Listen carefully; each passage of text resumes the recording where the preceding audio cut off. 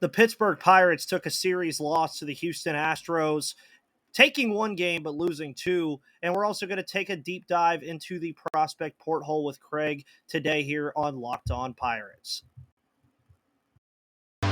You are Locked On Pirates, your daily Pittsburgh Pirates podcast. Part of the Locked On Podcast Network, your team every day.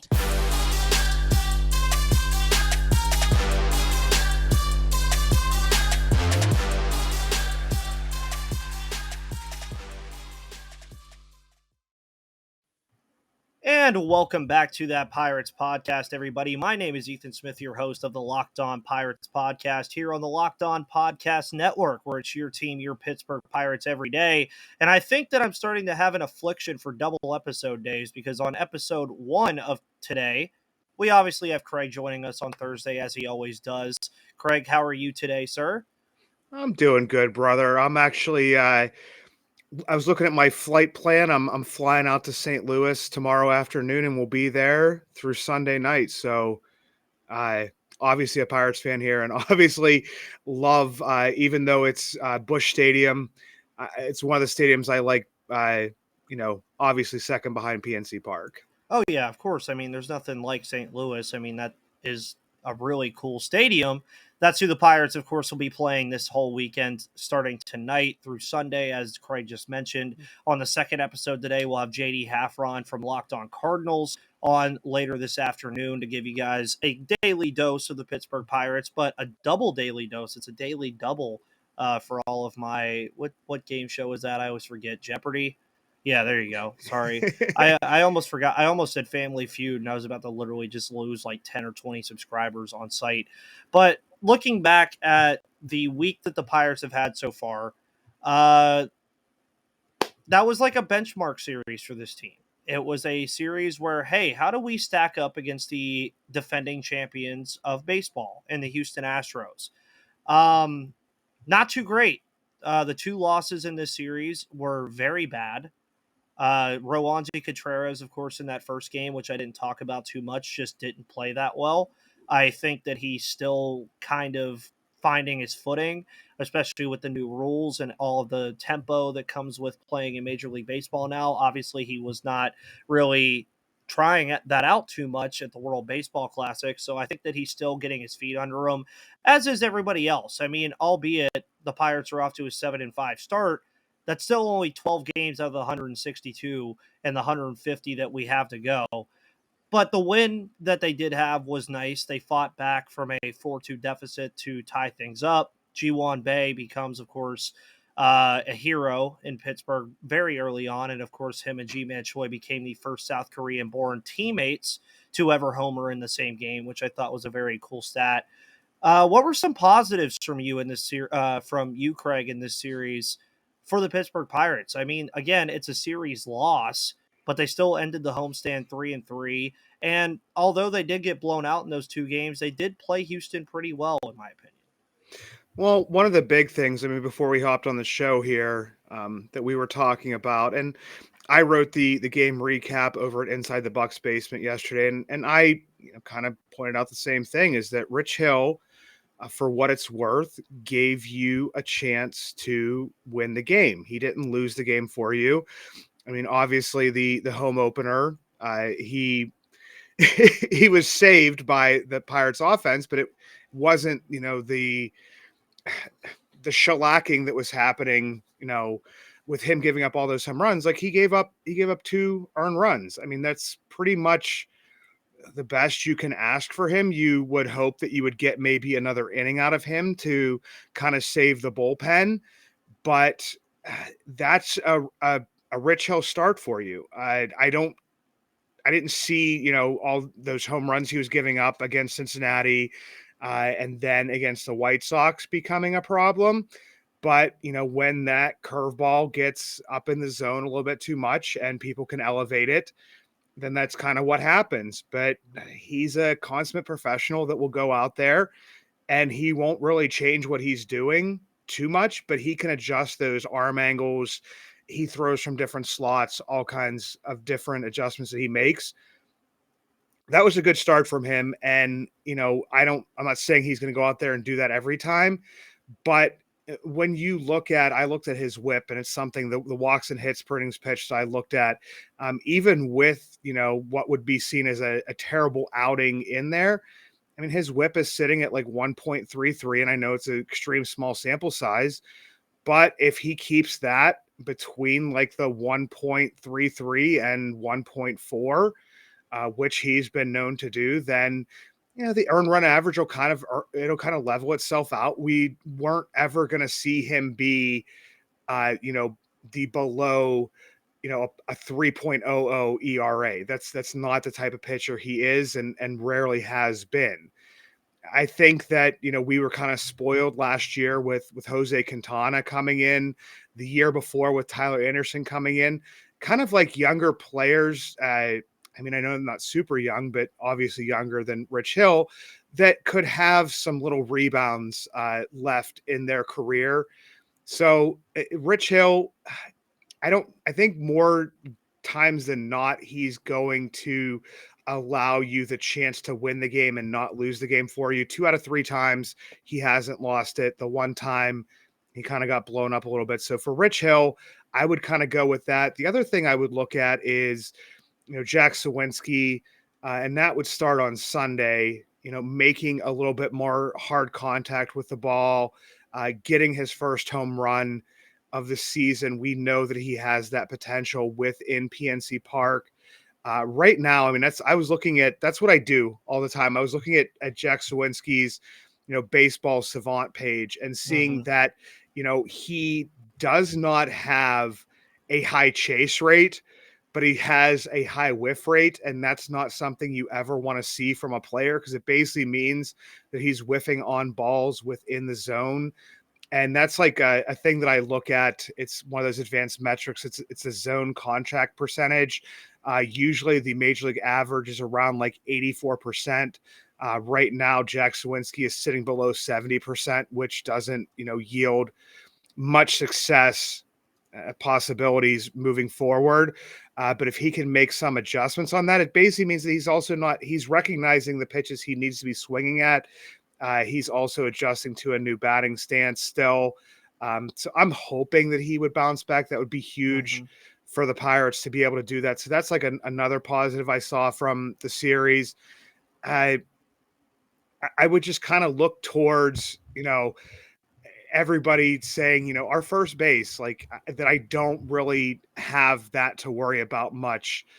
And I think that's being proven as, the early part of the season moves on, is that, Carlos Santana, G-Man Choi, whoever it may be, is going to provide, pretty solid at bats. Everybody's, say, why is G-Man Choi in the lineup, for the third day in a row, and then he hits a home run? Well, that's kind of why he's in the lineup. He's not going to provide you superstar caliber, but he's going to provide you, regular major league veteran presence in the lineup. Yeah, and I mean, another thing that may be jumping the gun a little bit here too is, I think me and Gary talked about it on Monday, and I think a lot of people are finally starting to realize it. And I know it's only been 3 games since it's happened with the O'Neal Cruz injury, but Rodolfo Castro and G1 Bay appear, especially G1 Bay, that they're going to be able to hold down the fort in the middle infield while he's out for these 4 months for quite some time. And if they can do that, at least for, like, let's say a month or two, and obviously we're going to have you talk about prospects here later on, I do think that's going to be a big advantage for this team to be able to trust G1 Bay and Rodolfo Castro to hold that down, while these guys like Liover Peguero, Nick Gonzalez, Tucupita Marcano, and whoever eventually, like, take the next step in their maturation. And then Mark Mathias, we've seen him come in already. He actually had some cool defensive plays in the game yesterday. Offensively, he hasn't done anything yet. I mean, I don't think he has a hit yet, but he's also not that kind of guy. He's just going to be a guy that's going to sub in for you on off days. He's going to be a guy that probably subs in for you when they face righties, because they don't know if they want Castro batting from the left side. It's just something that they're going to have to deal with while Cruz is out. But G1 Bay has done a phenomenal job after a not so great spring.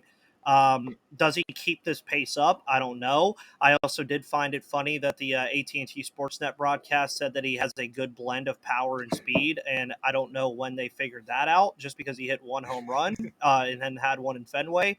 But G1 Bay is not a power hitter. I'm not going to have anybody sit here and tell you that. I think he just caught a pitch off of Ryan Presley very well and got lucky. I fully expected that ball to bang off the wall, but nevertheless, it still would have been a walk-off anyway.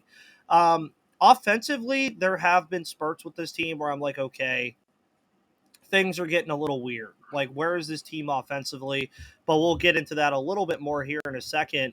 And if you want to fix anything about the Pirates, well, you don't have control over that. But you do have control of fixing things that are wrong with your car, because you can build your vision part by part with eBay Motors. eBay Motors, of course, for a championship team, it's all about making sure every player is a perfect fit. It's the same when it comes to your vehicle. Every part needs a fit to fit just right. So the next time you need parts and accessories, head to eBay Motors. With eBay's guaranteed fit, you can make sure every part you need fits right the first time around. Just add your ride to My Garage and look for the green check to know the part will fit or your money back. Because just like in sports, confidence is the name of the game when you shop on eBay Motors. And with over 122 million parts to choose from, wow, 122 million. Sounds like a good number for Brian Reynolds in an extension, right, Craig?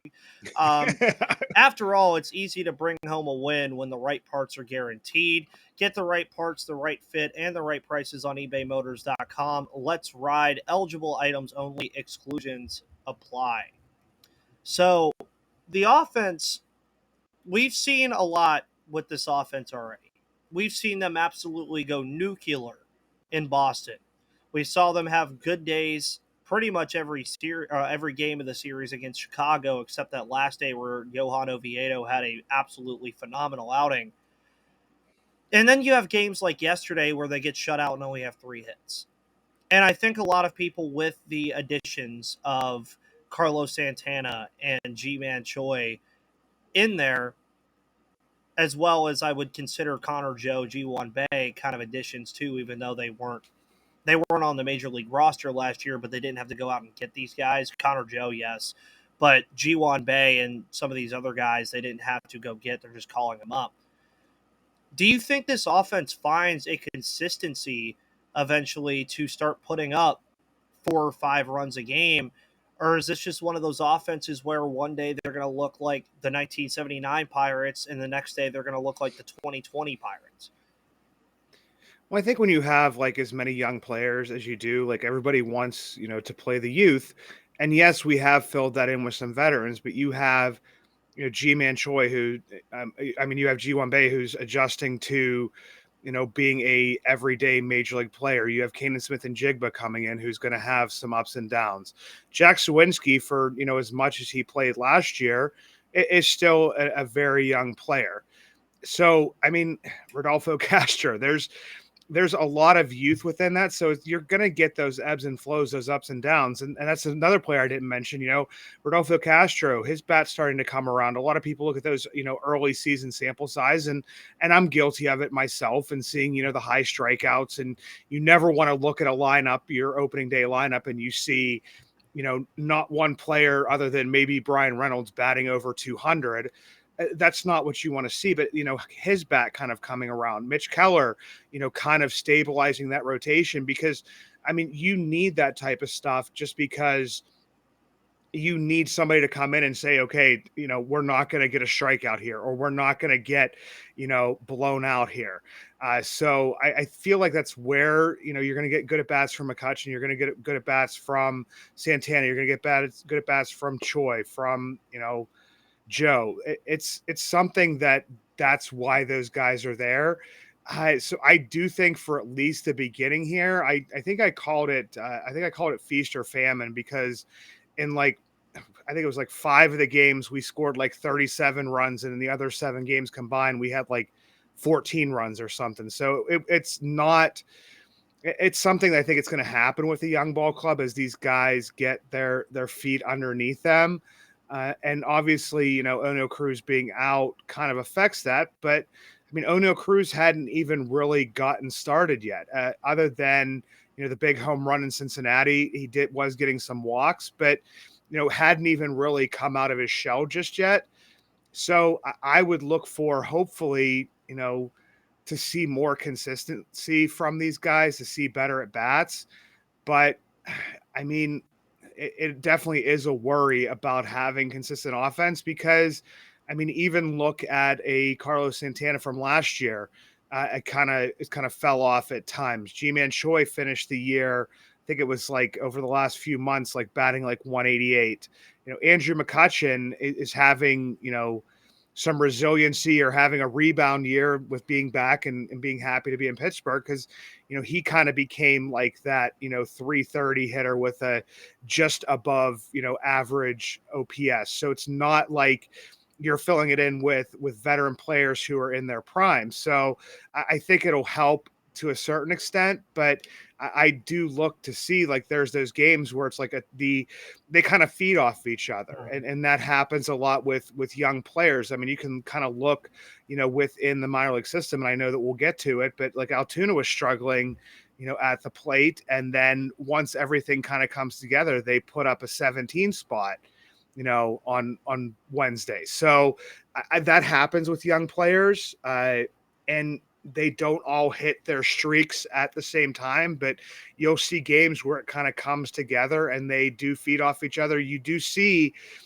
even after, the O'Neal Cruz injury, you see the camaraderie, you see the gelling in the dugout, after G-Man Choi's home run with a sword celebration and, everybody, getting back behind him, the excitement and everybody, standing at the wall there as G1 Bay hits his home run, that type of stuff is everybody's still engaged in the game. There is this thing where they all want each other to succeed, and having that veteran leadership will kind of help. But yeah, Ethan, I'm thinking there's going to be, at least for the first month or so here, there's just going to be like, okay, they're going to explode. And then, the next game, and especially when you face, tough pitching like you did against the Astros, to be able to come back and put up a 7-4 win is a pretty huge thing. Cause if not, we're getting, we're getting swept there. Yeah. And going into this Cardinal series with an above 500 record, especially with some of those games where the offense has not shown up, is a trend of something that I continuously say almost every day on this podcast now, that this Pirates team through 12 games has proved they can win in different ways. Some days you're going to get that Johan Oviedo start you weren't expecting to get, where he goes 7 2/3 or 6 2/3. I can't remember what he went, but I know he had a shutout against Chicago. And then you get the games like he had against Boston, where he put up a 3 spot, they put up a 5 spot in the first inning. And ironically, Oviedo pitched in that game too, but he settles in and the offense picked him up after he settled in. You're going to have games like this where the Pirates are either going to absolutely destroy it offensively, because when you have a guy like Brian Reynolds in your lineup, I think all it takes is for him to just put one in play and get on base. And it's just a domino effect, as you said. It's just going to have guys feed off of each other. Now, obviously, you're looking at a lot of young players, so that consistency factor that Craig brought up is very, very hard to really gauge right now, just because you do have guys like Kanan Smith-Njigba and Jack Sawinski who are not in the lineup every day. You have a guy like G1 Bay, who I would bet you might not even see play tonight against Jordan Montgomery, because Jordan Montgomery is a lefty, and G1 Bay so far has shown no resiliency against lefties whatsoever. So that kind of shift between that is something like, again, you might not even see Kanan Smith-Njigba or Sawinski tonight either.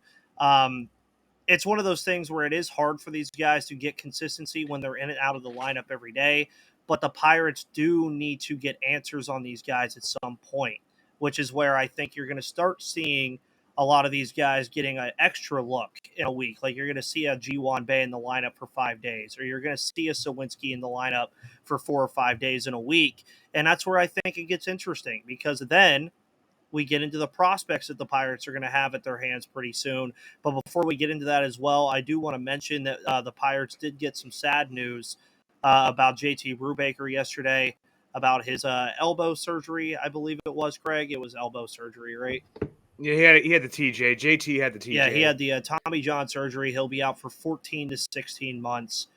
So that would put him basically as a full-fledged player on this team in 2025 with the possibility of coming back late in 2024. Just wanted to mention that. So, yeah, there's going to be an emphasis on some of these pitching prospects, I think, sooner than we expected. But we'll get into that here in just a moment. But I want to tell you guys about the wonderful people over at Rocket Money. Rocket Money, of course, is trying to save you money. Rocket Money is a personal finance app that finds and cancels your unwanted subscriptions, monitors your spending, and helps you lower your bills all in one place. Over 80% of people have subscriptions that they forgot about, like Disney Plus, Netflix, Paramount Plus, HBO Max, all those kinds of things. Rocket Money will yeah, there we go, quickly and easily find your subscriptions for you. And for any you don't want to pay for anymore, just hit cancel and Rocket Money will cancel it for you. It's that easy. Rocket Money also helps you manage all your finances in one place and automatically categorizes your expenses so you can easily track your budget in real time and also get alerted if anything looks off. And over 3 million people have used Rocket Money, saving the average person up to $720 a year. So stop throwing away your money, cancel unwanted subscriptions, and manage your expenses the easy way by going to rocketmoney.com/lockedonmlb. Save money and stop spending things that you don't need to be spending on anymore with Rocket Money. Also, today's episode is brought to you by the wonderful people over at Built Bar. You can get Built Bars at Built.com. You can get them at Walmart. You can get them at Sam's and all of your wonderful flavors. You can get a 12-pack box. It'll be a variety box so you can find your favorite flavor. Mine is still cookies and cream and always will be. But, of course, you can still go to Built.com, use the promo code LOCK15 and get 15% off of your order when you invest in the best protein bars on the planet. So before we get into Pirates prospects in this prospect porthole here, I did want to ask you if you did see that game that happened. I believe it was the Chattanooga Lookouts versus the Rocket City Trash Pandas, where I did. Chattanooga won 7-5, but also got no hit. Yeah, I mean that's the thing with minor league baseball. The number of times that with the errors, with misplayed balls, with wild pitches, with different things. I mean, you can get maybe some runs that you might not have otherwise gotten or deserved. But that's kind of some funny stuff that happened there. I saw that come across my thing, and I still think that, man, I wish the Pirates had the Trash Pandas as the name for like one of their teams, because that's like one of my favorite minor league baseball hats and teams, just because of the name. Yeah, and I mean, you look at the Pirates names that they have, they're all pretty on brand. I mean, one is the name of a team that had to change their name at the MLB level, so I'm surprised Indianapolis hasn't had to rebrand away from that, but who knows? And then you have the Altoona Curve, which is still my favorite of all of them. The Greensboro Grasshoppers and the Bradenton Marauders, which of course is on brand with the Pirates. Last time we spoke, most of these minor league teams were just getting into full swing, Craig. But what's going on down here that people need to know? Like, is there anything big going on with any specific prospects, specific teams? What do the people need to know about the system? Well, the biggest thing right now is Mike Burrows. Mike Burrows, who, we're talking about that pitching depth, and with JT out, we kept on saying, if he's in the rotation, then maybe you still have Oviedo to back him up, and Burrows and Ortiz, and the list, and Priester, and the list goes on and on. But they said, just the same time the announcement was made concerning JT Brubaker, that he was going to miss significant time with an elbow injury as well. There was some forearm tightness there, so it's definitely not, very good news for the Indianapolis rotation. That may help, maybe a pitcher who was down in Double-A just because he wasn't going to fit into the rotation, and Kyle Nicholas to get stuff up there. So there is still some of that depth. Luis Ortiz has pitched well in small sample sizes. The biggest thing noticing with him is, through the first 3 to 4 innings looks great, and then, kind of comes unhinged like he did yesterday. Uh, Everybody knows my opinion on Luis Ortiz. If anybody reads my stuff or listens to me talk whatsoever, unless he develops that third pitch, he will be a reliever. I mean, there's only probably, I can think of maybe 3 to 4 players off the top of my head that have existed in Major League Baseball with a fastball and a slider. Uh, Garrett Cole will be one that everybody knows, and AJ Burnett, with Batman coming back and throwing out the first pitch on the home opener, is another one. That's why you only hear about, a select few guys that are able to do that. The fastball plays at the major league level right now. The slider can as well, and it's all in small doses. So, and he is still getting stretched out here. And during the last start, he did become a little bit emotional during it, and threw, I believe it was like 10 straight balls in a row. So he's, maturing. He's getting his stuff going on down there. Another thing that I would say is, Altoona, when you have 2 players like a Mason Martin and a Henry Davis, you see the power potential that exists there. But then I was just having a conversation with somebody this morning, and it's like, well, they should tear up Double-A. If Mason Martin and Henry Davis are struggling at Double-A, then there is a bigger problem. You want these players to come up there and just basically say, I am better than this level of competition. Yeah. Move me up now. So that's the thing. Jace Bowen and Chung-Chi Chang getting on the level down there in Greensboro and starting to hit. I can't say, I mean, you'll probably hear his name every single time that I talk this season until he is Thomas Harrington. Looks absolutely amazing. Owen Kellington, the man from, I think it's Vermont or New Hampshire. Like, it's pretty much the middle of nowhere. And he's another guy, but they've been using him in like more of a long relief role. And that kind of happens down in the lower minors. So that's like another player to keep your eye on. But with those, types of injuries occurring at the top, it's putting pressure on, a Tucupita Marcano to keep things up. Travis Swaggerty, Cal Mitchell has a 3-hit performance, but then, struggles at the plate from time to time. And then, I mean, everybody, I through the prospect portal, I put out at 3:00 every Thursday.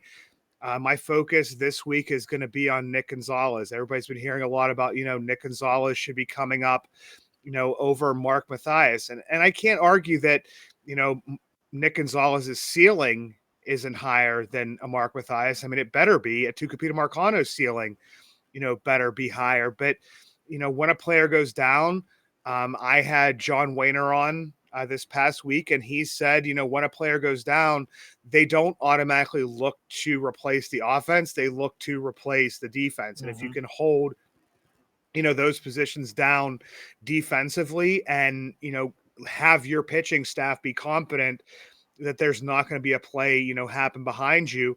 Like, unfortunately, we saw with Rodolfo Castro, when David Bednar, quote unquote, blew the save. Yes, David Bednar gave up some donuts there. He's throwing out some stuff, but you kind of get thrown off your game when you throw a pitch that should be, you're getting an out and you don't.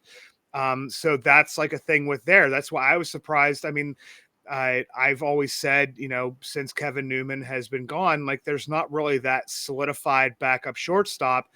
Defensively, it's Chris Owings, and you don't want to, like, that's the bad part is that I knew Pirates Twitter was going to explode when Mark Mathias was called up, but Mathias was hitting as well, if not better than Tucupita Marcano, in the minor leagues, and has provided that consistent defense that we've kind of seen since it's come up here. I wouldn't be surprised if somebody struggled or somebody got injured that Chris Owings wouldn't be, the next call up, because that's the other part is you want to get those regular at bats. You want Tucupita Marcano to get those regular at bats. You want Travis Swaggerty to get those regular at bats. If you have, a Swaggerty up here with a Sawinski and a Kanan Smith and Jigba, like trying to find at bats for those 3 young guys, I'm okay with them being, in Indianapolis for right now. It's something that's, unfortunate. But like I said, if you bring Mark Mathias up here, and as you mentioned at the beginning of the show, Ethan, and he's just kind of like that defensive fill-in and just has to play like, one, maybe 2 games a week in the field, you'd rather have it be him missing out on those plate appearances than, a Nick Gonzalez, who has been a historic slow starter. I'm not going to, bury the lead a little bit here just because I want everybody to read my article, but he's been historically slow starter. So you want him to get all of those plate appearances and hopefully have a healthy season.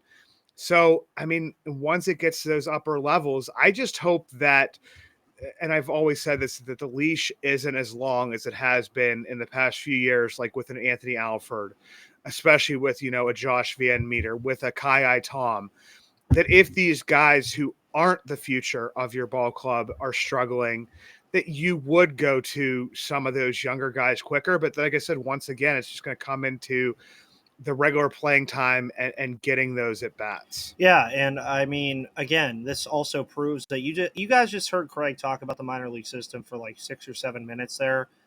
If you have some extra cash, just get MILB TV. It's like $40, I think, for the whole year. And you can watch most of the games. I mean, most of the games are broadcast, if not on radio. Watch the radio broadcast or listen to the radio broadcast while you're watching the Pirates game. You could do a double dip. Of course, check out Craig's prospect porthole over Bucks inside the Bucks basement later today. Also, this evening, we're going to have my recap of tonight's game against the Cardinals. Later today, we're also going to be on a Locked On crossover with JD Haffron over at Locked On Cardinals. So, guys, thank you for making Locked On Pirates your first listen of the day every single day. I do not deserve to be the number 34 ranked MLB baseball podcast in America, but somehow you guys made that happen. So, thank you. But I don't deserve it. Either way, just like and subscribe, listen on Spotify, Odyssey, Google Play, or Apple Podcasts. Guys, have a wonderful rest of your Thursday. Make sure you catch this episode later. Catch Greg's prospect porthole and enjoy the game this evening, and I will see you on the flip side.